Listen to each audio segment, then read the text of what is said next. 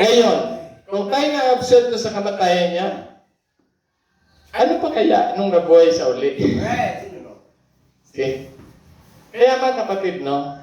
Sa panahon natin ngayon, kung atin pong sisiyasatin ngayon, di ba? Si Jesus spiritually, siya nang alay natin, di ba? Hallelujah.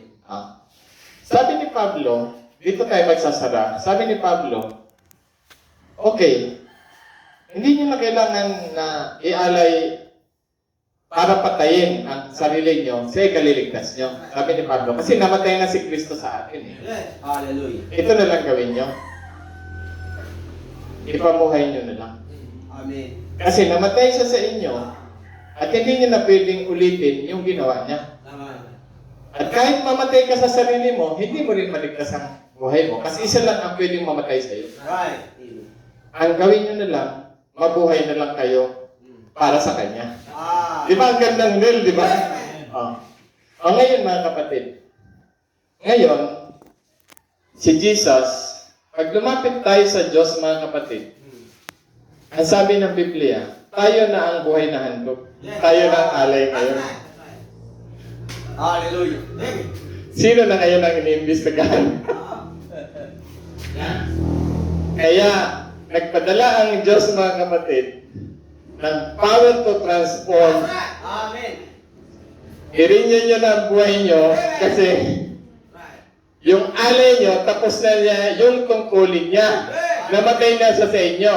Ngayon, buhay kayo, i-alay nyo ang buhay nyo.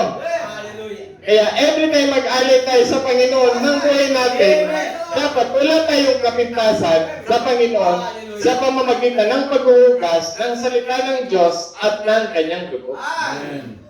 Pero ang maganda nito kasi, tiyak tayong tatanggapin ng Diyos sa ating alay na buhay kasi yung alay na namatay sa atin, nauna na para sa atin.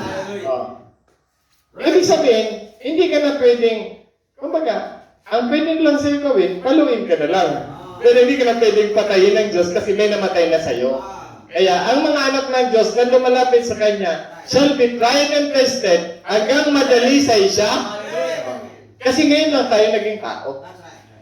Pero nangako ang Diyos na kung ang kamatayan ni Kristo ay nagbayad sa lahat ng ating kasalanan, ang pagkabuhay niya sa atin, yan din ang kapangyarihan na tayo ay mabuhay katulad niya.